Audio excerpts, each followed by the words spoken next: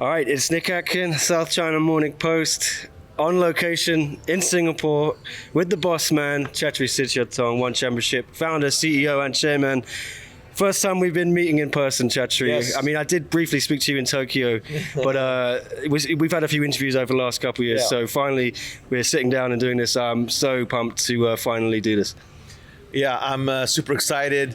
I think the biggest word for me is gratitude. Of course, I have massive excitement for tomorrow, but really the gratitude for everyone, past and present, who's been a part of this journey, athletes, fans, and my teammates, the media, our partners, just to be here, and I truly believe this is one of those events like Pride Shockwave, that's truly a magical moment in the history of martial arts. When people talk about this 5 years, 10 years, 20 years from now, people that be telling their children and grandchildren about it, because never before at this scale has ever this type of card across all the different martial arts, this big of a card, 3 stacked cards, there is no prelims effectively, with everyone at the highest levels of the world, world championship athletes competing in mixed martial arts and kickboxing and Muay Thai and submission grappling, the best of the best. It's just one of those epic days, 1 p.m. Singapore time to 11 p.m. So folks like you and me, man, it's like we're in heaven, you know what I mean? As combat sports mega fans, if you love martial arts the way Nick and I do, man, this is the dream. Just tell me how tough the last couple of years have been, be honest. Were there times you thought, will it ever go back to what it was before? Because there were times I thought I might never be able to sit in one of these hotels again and have a camera and a microphone in the fighters' faces and things like that.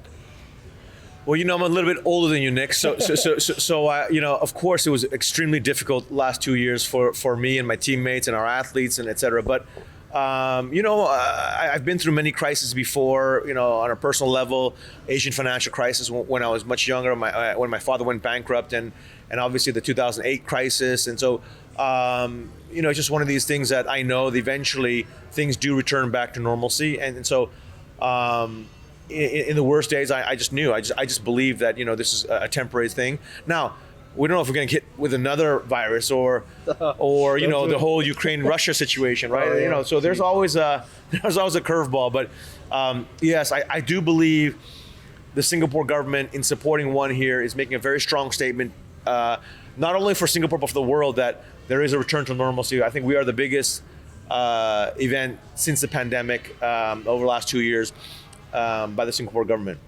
And it's mostly gone off without a hitch. Knock on wood, nothing's going to happen. I think there were weigh-ins this morning. I haven't seen, but any issues there? I haven't gotten any update yet, but normally, if there are any red flags by now, my phone will be pinging. So the fact that I had 0 messages when I woke up, I had 0 messages other than, my typical Chatri, here's your day, here's your schedule, my assistants chasing me. But no one has alarmed me about anything. So I think, knock on wood, that people are on weight and COVID test, and so far everyone's COVID free. So all it is tomorrow is the last final COVID test, which is administered by the authorities as we all enter the stadium. And we've seen the news this week. Singapore is going to be relaxing restrictions even further. Seems you were 1 week too early. Are you a little bit annoyed perhaps it wasn't next week, because then maybe you could have had the full stadium? None of the extra measures that have been in place? Yeah. I mean, of course, but nothing in life is ever perfect. And again, like I said, I'm just filled with so much gratitude to everyone who's been part of this journey. And obviously, without the Singapore government's partnership, we would not have been able to throw events in the last 2 years. So we had effectively our own bubble here in Singapore, and we're able to continue events. Obviously not at this scale, but again, for me, it's about the viewership around the world that I really care about. Of course, I care about the stadium, and I know it's going to be insane. The energy already we're feeling on ground, the social media buzz, the media coverage, we can feel it. That this is going to be an epic, and we see it from all of our stats, right? That this is going to be an epic event. Yeah, and I think the only hitch there was a few of the Russian fighters didn't make it. Are you planning for cards in somewhere like Bangkok then to maybe get them on the cards? Yes, definitely. I think being a global property, we have to always adjust to local policies as well as local stances. It's just part of being an international property. And when we go to Thailand this year, we will have, and other countries, we're hoping to go also to Philippines this year. I haven't announced that yet, but we intend to get back on our regular schedule. In the next few weeks, I'll be announcing our U.S. broadcast deal again. Super excited. We're just drafting the press release, and I was looking at it last night, and I was like, man, this is going to be epic. Right now, it's slated for mid-April, we'll be making that announcement. So a couple weeks. I keep getting asked by everyone, whenever we do podcasts, live shows, US TV deal, they really want to know, is there anything you can give us? The only thing I can say, it's going to be a US primetime regular multi-year deal. It's a 5-year deal. So it's just one of these things. Finally, American fans can watch it, in prime time, regular schedule, literally every month. There is no, So again, I'll wait. Can't wait to announce it. But it's major platform. All right. And were you watching the last night with the open workouts? Were you there? Well, I didn't see you, but I don't know if you were around Kallang Wave Mall. No, I was actually busy training myself. So I was at Evolve training with Leo Vera and a couple of buddies, Jason and Vince. Well, the energy was good. Yeah, we had fans back for the first time. I think the fighters were really feeding off it. We also had Tan Lei was doing some emceeing with Dom Lau. Tom and I, Tom's behind the camera. We thought Tan was a natural. I don't know if you saw his performance there, but is he someone you might consider in the future for sort of announcing role or commentary duties? I actually didn't get a chance to see it. No, I do love Tan's energy, both in and out of the cage. And super good guy, really just really good guy too, and obviously phenomenal world champion. No, I haven't seen it though, but yeah, I mean my broadcast team tells me he's very good. Yeah, and what did you make of his win over Gary Tonin? I was a little bit shocked it went that quick. I knew it was going to probably finish early, but 56 seconds, I think. Were you surprised Gary lost that quickly? I think, I expected a KO or submission in the first round. I really did. It was going to be who could implement their game plan better. I think Gary made probably a subconscious, inadvertent mistake in that once he had lost the grip on the heel hook and once his legs were split, in submission grappling, you keep going because there is no risk of getting hit. But in MMA, you don't ever want to be in the bottom position for too long because the risk of strike. And an open strike like that where, you don't have control over the person's hips and you don't even have the heel hook on, and he's attempting while he's getting hammer fisted. That's a very dangerous, if I could have coached Gary, and I know everything is split second, so it's not like, John is a phenomenal coach, a truly world-class coach and brilliant mind. And split second decision, right? Is do you tell him to abandon the heel hook or keep going? It was one of those tough calls. But after I spoke to Tan, and Tan said the whole camp they never drilled rolling or pulling out of the heel hook because that is a submission grappling response, and Gary would be ready for that counter. He'd be ready for that reaction in order to counter. But they drilled hammer fists all day long, splitting the legs and hammer fists, which Gary would probably not have been prepared for. So it was a perfect game plan by Tan. It was a, split second decision error by Gary staying on the bottom for too long. But again, Gary's he'll be back. He's an incredible athlete, incredible submission grappler, but he's really developed as a mixed martial arts as well. So I have a lot of big expectations for both Tan and Gary. And I bet they'll meet again at some point. Yeah, and in hindsight, I know hindsight is a wonderful thing. Maybe Gary, do you think he'd have done with a little bit more seasoning, maybe one more top 5 opponent before he went for the belt? That's what we gave Gary. So I gave, especially, so this fight kept on getting cursed because there was one injury after another injury. Yeah. So at first it was Tan's hand, and then it was Gary's knee, and then Tan's hand. So it was just one of these bad luck things. And I asked John, the head coach, and I said, hey, you want to just move on while Tan's recovering from his hand and just fight somebody? And Gary and his team elected to wait it out. And we didn't know it was going to be, almost 2 years. Yeah. I thought it was going to be like, a few months waiting out. But between their respective injuries, it was several months each. And then COVID rescheduling. And then it was the actual 1X. They were supposed to be on 1X. and December 5th, and then that got rescheduled. So it was just one thing after another. But yeah, in hindsight, should Gary have a little bit more of cage time? Of course, more cage time does not hurt an athlete. Well, he kept finishing everyone within a minute. So yes. Well, that's the thing too. About for me, at least, heel hooks. The way I look at it is, I think if you go into a fight with your primary attack as a heel hook, that's a very dangerous place to be in MMA. But if you go as a surprise attack in the sense of, in a scramble or in a combination attack. So let's say you're against a cage, you're elbowing the guy in the face, and then you drop down to a heel hook. The element of surprise is so critical in order to pull off a heel hook in MMA. Now, in submission grappling, you can go for the heel hook right away, and again, because there's no threat of strikes. But I think the element of surprise is absolutely critical for heel hooks. Yeah, and there was a little bit of social media back and forth after between Ryan Hall and Gary. I don't know if you saw any of that. I saw it when I was on the bus the next day going home, but it seems like they made up afterwards. But I don't know. Did you see all that? What did you think of it? No, I did, and I saw Gordon Ryan jumped in on it as well. Yeah. Well, I know there's been always bad blood between Gordon Ryan and sort of John at the time, Danaher Death Squad and Ryan Hall. And I thought the way Ryan initially approached it was not really cool at all, because Gary was very gentlemanly and was very fair in his speak on Tan and Ryan Hall in the whole buildup, and the first kind of low blow, like unprompted low blow, unsolicited, was by Ryan Hall when he made that post, right? So I do in this case feel that Gordon Ryan and Gary were in the right. We're in the right to speak out against Ryan. I mean, all I can say is every time I interviewed Tan and Gary together, the funny thing was there was no bad blood. They were very cordial to each other. But anyway, that's all in the past. While I got you, I just really want to look forward to this card we got coming up. Tanlay is here. Anyone else? Any other fighters? Any other champions? Any other celebrities that we can look forward to seeing on the broadcast? The whole marketing team has a whole list of people, but I haven't looked through the final list, so I don't want to divulge anything until you guys see it at the stadium. All right, because I know a few people said they wanted to be here. Ong La said he was interested. Martin Nguyen said on the last broadcast.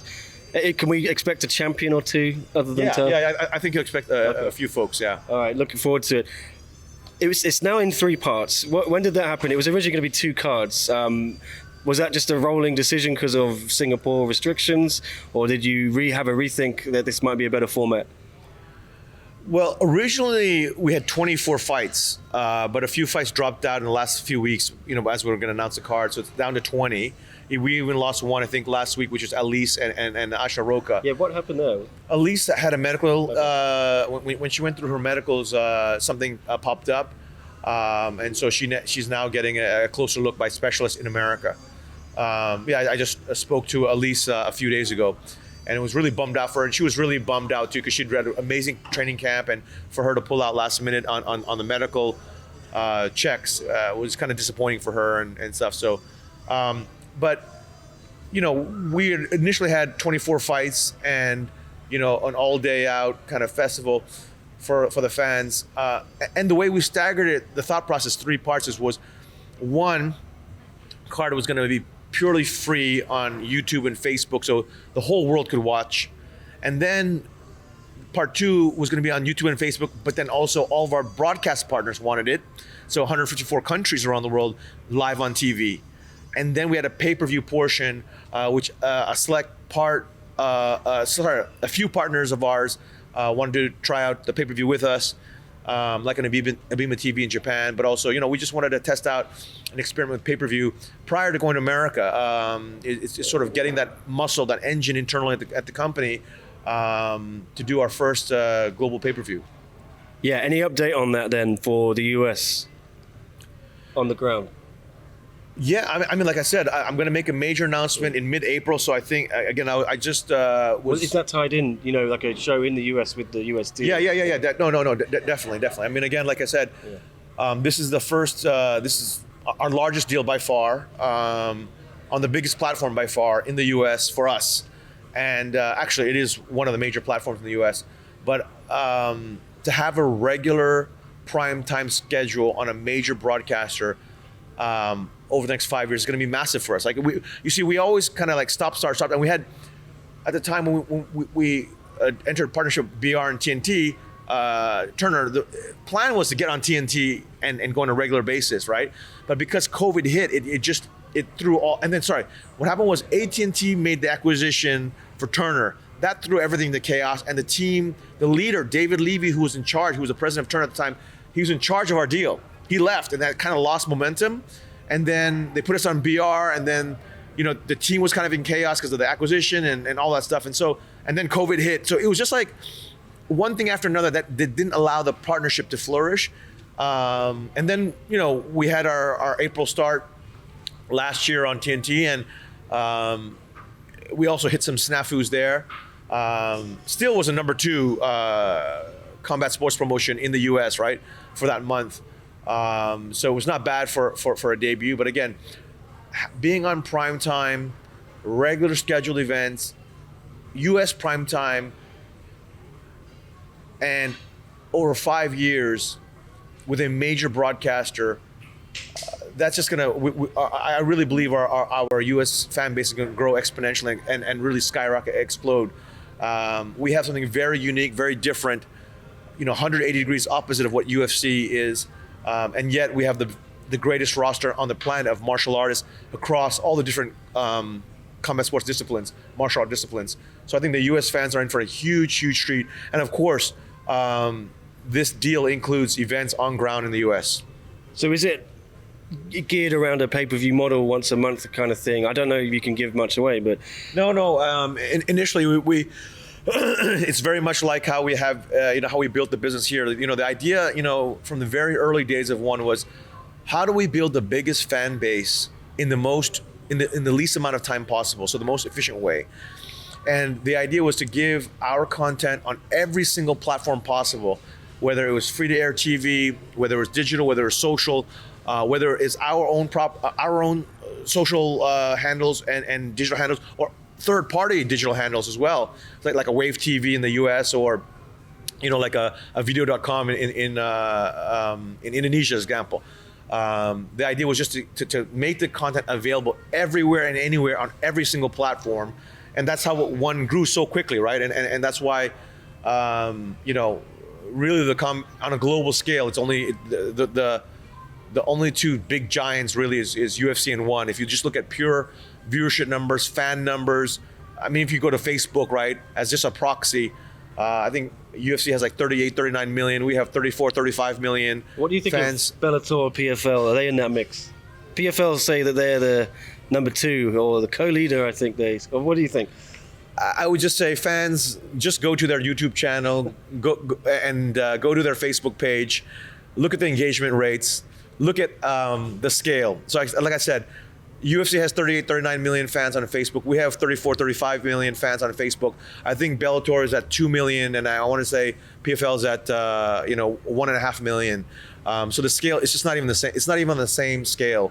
The same thing is for our YouTube channels. Again, just look at the engagement rates and look at the base of followers, and then just look at our average viewership numbers across the world. I mean, I don't know. There's just I think there's a lot of misinformation thrown out there, but I can tell you. In the sports media industry, everyone knows UFC and One are by far the biggest platforms when it comes to combat sports. What's the success look like for you with this pay-per-view? Are you if you got a number in mind, are you not expecting to kind of blow everyone away straight off the bat? Is it a risk, going for a pay-per-view? What is in your head? What do you want to do here? Really, for me, we had a big discussion at the board level, and obviously with our key institutional shareholders, and it's just an experiment right now. Again, because it's Asia time zone. If we really want to go after big pay-per-view dollars, like 90% of the world's pay-per-view dollars are from America, right? So the fact that we didn't go U.S. primetime, we believe Asia is, or at least our scale in Asia, in China, in Philippines, in Thailand, in key markets, is at that level now where pay-per-view numbers are going to make sense.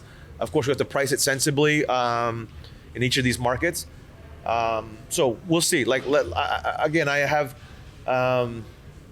This is more of an experiment. When we decide to go really big on global pay-per-view, it'll be U.S. prime time, kind of like One Century was. There will be a U.S. prime time product or card. There'll be an Asia prime time product. There'll be a Europe prime time card. So if I could envision, what a one global pay-per-view would look like, it would be 3 cards like this, 24 fights. It would be, 8 fights at US prime time, 8 fights Europe prime time, and 8 fights Asia prime time. That would be kind of like my dream, all in a single day. Are we gonna have intermissions tomorrow then? Is it gonna be a long? It's gonna be a long day for everyone, right? Yeah. So that's the thing. No, just because of the way the schedule turned out, with it, there are no intermissions. It is literally going to go straight through. But again, it's just one of those epic moments in history that, I remember being in Japan for One Century. It was, I think that was 18 fights, or maybe it was 18 or fight card. And that was exhausting for me. But at the same time, every time I was getting tired, the next fight came up and I was re-energized. And Japan was 9 in the morning, straight through to midnight. But there was an intermission. I think there was seen the state of Tom. Yeah, I think there was a 2 to 3. I think in Japan there's a 2 to 3 hour intermission if I remember correctly in the afternoon. But this one has no intermission, so it's just one of these. I'm telling you, 5 years, 10 years from now, 20 years from now, people are going to be talking about this in the way they talk about Pride Shockwave. This is truly groundbreaking, industry innovating, never done before, and that's what makes one different. We're the most aggressive, most innovative platform out there. But again, there are really only 2 platforms that really matter globally, in my opinion. And the numbers speak for themselves, right? Whether it's viewership numbers or social media followership or just digital metrics, social metrics, you can just see. Well, the other big platform, that man, Dana White, he was asked about this DJ Rodtang fight by SCMP's very own Drake Riggs, one of our freelancers, a while ago now, but the video is still doing the rounds on YouTube. And I think he said something like, it makes no sense, DJ against Rodtang. I don't know if you ever responded to that. You may have been asked already on one of these events, but what do you think of Dana's comments there? Him saying it makes no sense. And it's like you say, it's about pride. It's kind of like harking back to the Pride days, isn't it? It's a style of matchmaking that I think people are genuinely interested in seeing those variables. How's it going to match up like that with the Muay Thai and the MMA? Yep. So, I have a lot of respect for Dana as a businessman. He's a businessman and he's a fan. He's not a martial artist. So when he talks about martial arts, he doesn't know anything.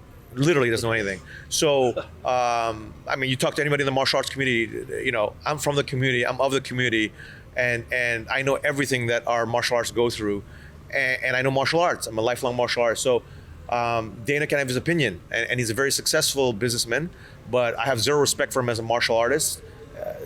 I have a lot of respect for him as a businessman, but I happen to do both. I know martial arts cold and I know business cold. So it's just one of those things, like he can say whatever he wants, but at the end of the day, I think Dana's talking his book. He's gonna, UFC's MMA, one is martial arts. And we have the platform that showcases the very best martial arts in every single discipline. His is only one vertical. His is MMA. If we have this mythical UFC versus 1 card, is that going to be on there, Dana against Chatri? And if so, what are we having? Is it going to be mixed rules? What would you like to fight Dana in? Like I said, for me, it's send me a location. MMA for me. MMA. You confident you could beat him in any discipline? Like I said, I have respect for Dana as a businessman and as a super fan, but he doesn't know anything about martial arts. Well, you do. You certainly know about martial arts. So tell me, I think we all know what the big fights are tomorrow. We've got, like we said, DJ against Rodtang, the co-main, Stamp Fairtex against Angela Lee in the main event. I think most people are looking forward to that one from those two from the metrics I've seen on our own channel. But what should people also be looking out for? Give us some sneaky dark horse fights that might fly under the radar a little bit, but people should definitely be paying attention to. Man, there's just so many. Yeah. Like I said, there are no prelims in this entire card. They're all world championship athletes, just spectacular athletes, really. But I'm very intrigued for our submission grappling matches because, again, even though we've done Gary Tan and Shinyoki and we've done Shinya versus Marat before in the past, this is the first time we have a massive legend like Andre Galvao coming in, facing an MMA world champion in submission grappling. So it's just a very fascinating matchup. And also, Renier de Ridder, he's a European level champion in jiu-jitsu, right? But when you look at his career, he won a lot of medals in the European jiu-jitsu circuit, but never at the world circuit. But Renier's confidence is an all-time high. And I always say, in the fight business, in the fight game, confidence is everything. When you really believe, you can do extraordinary things. I can't say that Andre is in the top mental state as Renier is, but I do believe that Andre's on a completely different level than Renier in grappling. Actually, I know for a fact.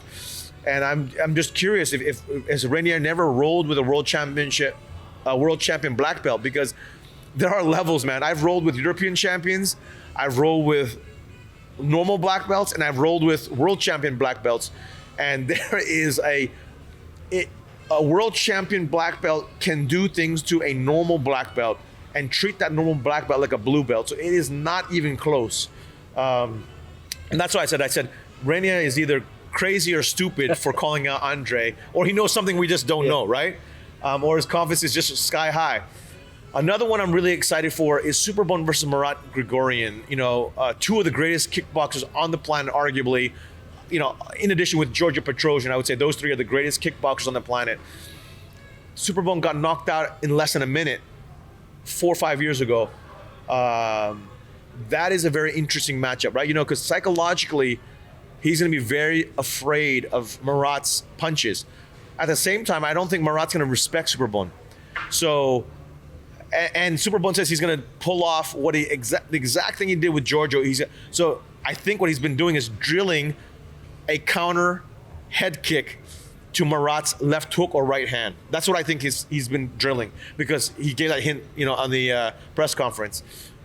So I think that's going to be a KO, either a Superbone head kick or a Marat, left hook, right overhand combination.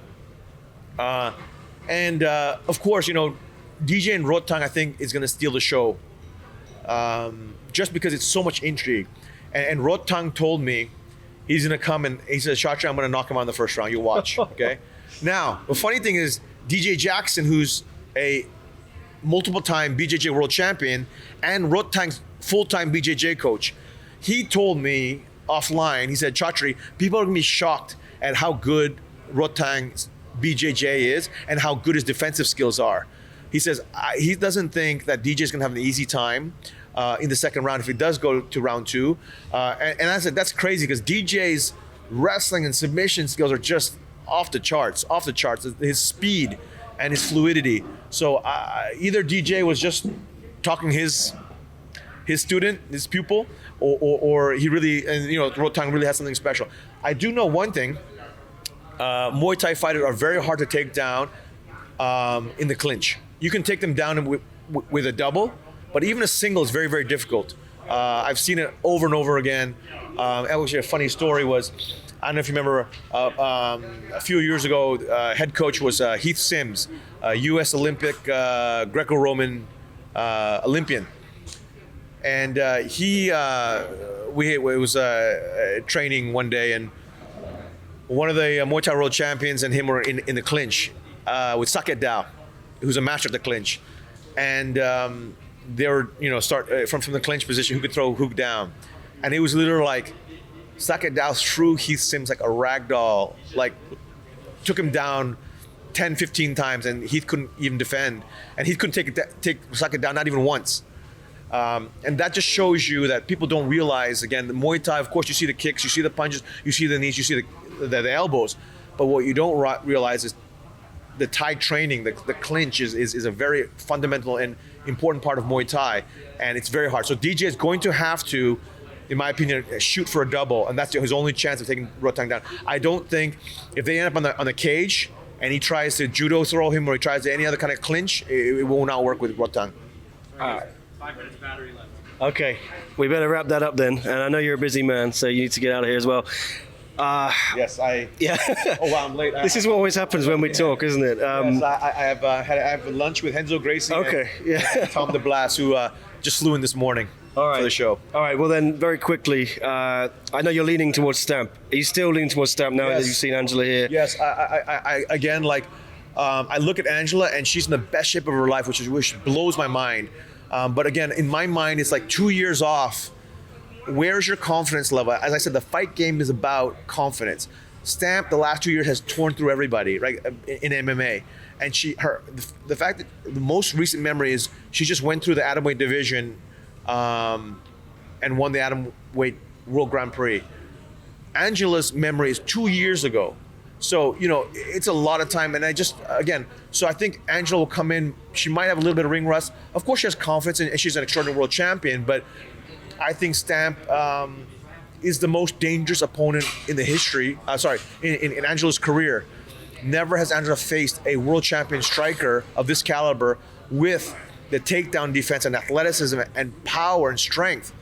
Stamp, I think, is a little shorter than Angela, but from what I hear, I've never grappled with Stamp, but I've heard that she's much stronger than Angela physically. So it's gonna be a very challenging one. So I still, it's a 50-50 fight, but I give the edge to Stamp. All right, final message to everyone then. If they're for some reason still on the fence about watching this show or ordering this pay-per-view, what's your message to everyone?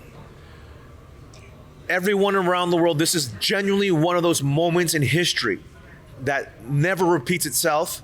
It's a magical memory for you and your friends and your family around the world.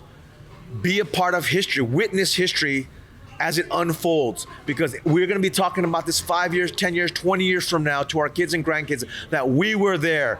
And the fact that Nick took a 20-hour flight just to get here. Oh, he was 22. I was 22. 13. Okay, you were 13. Tom was 22. The fact that they, took the flights out here just to be here.